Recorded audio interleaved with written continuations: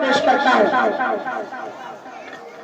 اے وطن کے پاسبانوں، ہر ملک کی تاریخ میں بھی کچھ ایسے اہم دن ہوتے ہیں جن کی اہمیت کے پیش نظر قوم اس کو یاد رکھتی ہے۔ اسی طرح ہمارے ہندوستان میں 15 اگست 1947 کا دن نہایت اہم ہے، کیونکہ اسی تاریخ کو تقریباً 200 سالوں کی غلامی کے بعد ہمارا ملک آزاد ہوا تھا۔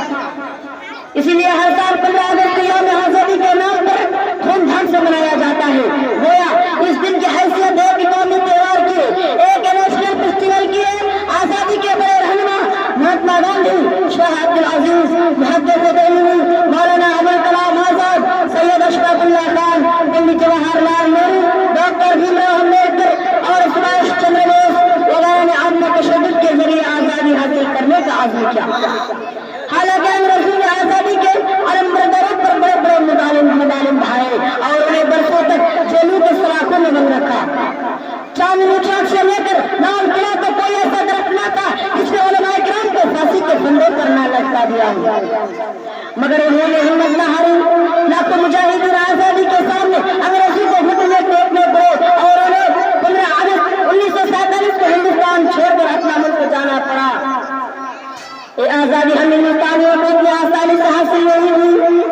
اس آزادی کی وجہ سے ہزاروں ہندوستانیوں کو انگریزوں نے پھانسی کے پتھر پر چڑھا دیا اور لوگوں کی جائیدادیں ضبط کر لی، تب جا کر ہمیں آزادی نصیب ہوئی۔ اس لیے آج اس موقع پر آنے والی زندگی کے لمحات میں ہمیں ان شہیدان وطن کو کبھی بھولنا نہیں چاہیے۔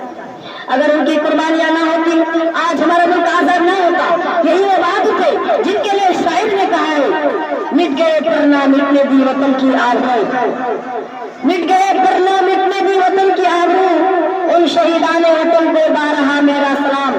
میرے پیارے ہم وطن ساتھیوں، آج ہم اسی دن کی یاد میں تقریب منا رہے ہیں، تو آئیے ہم وعدہ کرتے ہیں کہ ہم سب اپنے ملک میں امن و سلامتی کی فضا ہمیشہ قائم رکھیں گے اور پیارا محبت کے پرچم لہرائیں گے۔ میں اسی کے ساتھ اپنی باتوں کو ختم کرتا ہوں۔